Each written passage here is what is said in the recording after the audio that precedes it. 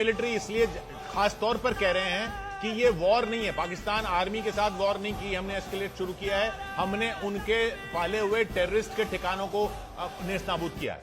Exactly किशोर, लेकिन मैं इस हमारी मिसाइल रास्ता भूल के पाकिस्तान के 170 किलोमीटर अंदर आ गई। अरे भैया तुम्हें पता ही नहीं चला? तुम्हारे रेडार का क्या हो गया जंजुआ? पसीने छूट रहे तुम्हारे? क्या डायबिटीज हो गई तुम्हें? 170 किलोमीटर अंदर आए, तुम्हारे रेडार कहां थे भैया? अब समझो, जब 100 ब्रह्मोस आएंगे, जब 100 आएंगे ब्रह्मोस, तो तुम्हारा क्या होगा भैया? हाँ भैया, हाँ बोल भैया। 170 100 बोल जंजुआ बोल। 170 किलोमीटर घुसे कि नहीं घुसे? घर में घुसकर मारे कि नहीं? वो अरे घुसे कैसे? क्या पता?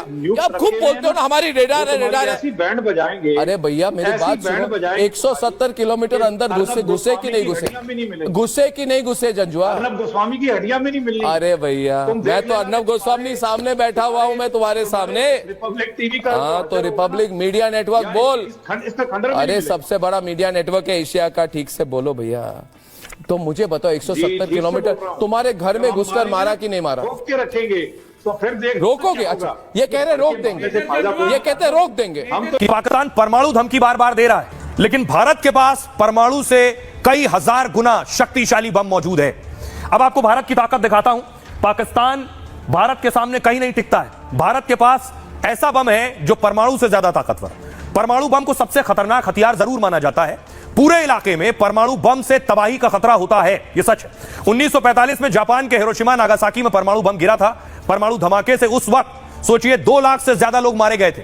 पाकिस्तान इसी परमाणु बम की बार बार धमकी दे रहा है, लेकिन भारत के पास परमाणु बम से ज्यादा खतरनाक हथियार भी है। न्यूक्लियर बम से 1000 गुना ज्यादा खतरनाक हाइड्रोजन बम है। यह 10 सेकंड में सूरज जितनी चमक वाला आग का गोला बनाता है और इतनी ज्यादा गर्मी और आग फैलाता है कि सब कुछ राख कर देता है। यह इलाके में इंसानों से लेकर पेड़ पौधे तक को तबाह कर सकता है। और सबसे पहले खतरनाक हाइड्रोजन बम अमेरिका ने तैयार किया था। रूस, चीन और भारत जैसे कुछ देशों के पास ही हाइड्रोजन बम है। भारत ने 1998 में जो 5 परमाणु परीक्षण किए थे, दावा किया जाता है कि उनमें से एक हाइड्रोजन बम भी था। इसका वजन कम होता है, मिसाइल फाइटर प्लेन से इसे दागा जा सकता है। इस्लामाबाद से लाहौर तक पूरा पाकिस्तान तबाह हो सकता है, जबकि पाकिस्तान के पास कोई भी हाइड्रोजन बम नहीं है। कि पाकिस्तान अपने परमाणु की धमकी दे रहा है, लेकिन क्या पाकिस्तान मौके पर परमाणु इस्तेमाल कर पाएगा? पाकिस्तान जिन परमाणु बम की बार बार धमकियां दे रहा है और ताकत होने की धौंस भी दिखा रहा है, उन परमाणु हथियारों पर अमेरिका कब्जा कर सकता है। मतलब पाकिस्तान के परमाणु बम लॉक हो सकते हैं। 2011 में भी अमेरिका ने ऐसा ही प्लान बनाया था। जब पाकिस्तान ने आतंकी लादेन को पनाह दी थी, अमेरिका के कहने पर भी उसे ठिकाना नहीं बताया था कि लादेन कहां छिपा है, तब अमेरिका का पाक के परमाणु बम पर कब्जा कर लेने का प्लान था। पाक के परमाणु ठिकानों की लोकेशन मैपिंग कर ली गई थी कि कहां परमाणु हैं।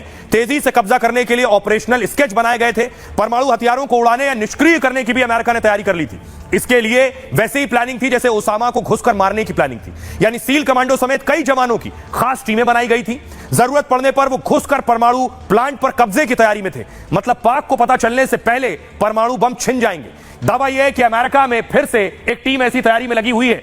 और क्योंकि अमेरिका का परमाणु बम पर कब्जे की खास नीति है, अगर पाकिस्तान में कट्टरपंथियों का सरकार सेना पर कब्जा होगा या फिर मुल्क के अंदर अराजकता जैसे हालात पैदा हो जाएंगे या पाकिस्तान भारत के खिलाफ परमाणु बम चलाने वाला होगा, तो अमेरिका पाक के परमाणु बम को कब्जे में ले सकता है, लॉक कर सकता है। दावा है कि सैटेलाइट से भी अमेरिका की खास तैयारी है। वो तकनीक से बिना उतरे भी परमाणु बम बेअसर कर सकता है। यानी पाक परमाणु बम होने पर भी इस्तेमाल नहीं कर पाएगा। तो शामिल किया था उस वक्त ये तस्वीर पर विरोधियों ने सवाल उठाए थे। ये देख रहे हैं, ये तस्वीर मैं आपको दिखा रहा हूं जब नींबू रखा गया था और उसके बाद पूजा पाठ हुई थी, नारियल भी रखा गया था।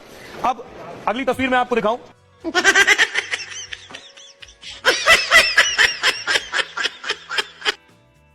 बेवकूफ है जो कहेगा कि सर लड़ाई करते हैं पीओ के लिए। कारगिल हमने अपने एरिया में लड़ा ना, अपनी जमीन वापस ली। हमें हमारी नजर हट गई थी, वो बैठे हुए थे हमारे एरिया में। अभी 25 साल हुए हैं। तो 2 महीने लड़ाई चली, 2-2.5 महीने। 529 soldiers killed, more than 1500 seriously injured, 3000 और इंजर्ड। अपना एरिया, वो भी जब imagine if you have to enter Pakistan and so what level of casualties are we looking at and what will happen to our GDP. मैंने Pakistan occupied Kashmir करते हैं, do you think that will happen? हम लोग ले पाएंगे? Not by force, take our country back by many years because Wars are very costly. Fighting इतनी गुर्बत है ना राज, 80 करोड़ लोगों को हम 5 किलो अनाज देते हैं। जॉब्स नहीं है हमारे पास।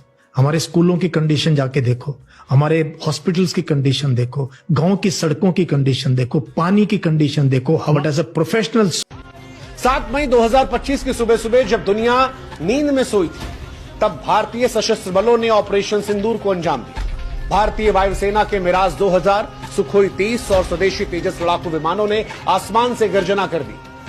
डीआरडीओ द्वारा विकसित स्वदेशी ड्रोन, ब्रह्मोस क्रूज मिसाइलें और पिनाका मल्टी बैरल रॉकेट लॉन्चरों ने मिलकर पाकिस्तान और पाकिस्तान अधिकृत जम्मू कश्मीर में 9 आतंकवादी ठिकानों को निशाना बनाया और उन्हें राख में तब्दील कर दिया। रक्षा मंत्रालय के बयान के अनुसार ये ठिकाने भारत के खिलाफ आतंकवादी साजिश के केंद्र थे। सैटेलाइट इमेजरी और ह्यूमन सिग्नल इंटेलिजेंस के आधार पर इन ठिकानों को चुना गया ताकि सटीकता जो है आतंकवादी ठिकानों को लेकर 100% रहे। और कई निशाने लगाए। रावलपिंडी में लगाया गया, जहां लश्कर तैयबा का सबसे बड़ा प्रशिक्षण शिविर, जहां आतंकवादियों को पाकिस्तान हथियार देता है, विस्फोटक देता है, ड्रोन हमले की ट्रेनिंग दी जाती है। यहीं से रक्षा मंत्रालय का मानना है कि पहलगाम के हमले की साजिश रची गई थी और इस जगह को हिंदुस्तान ने नेस्त नाबूद कर दिया।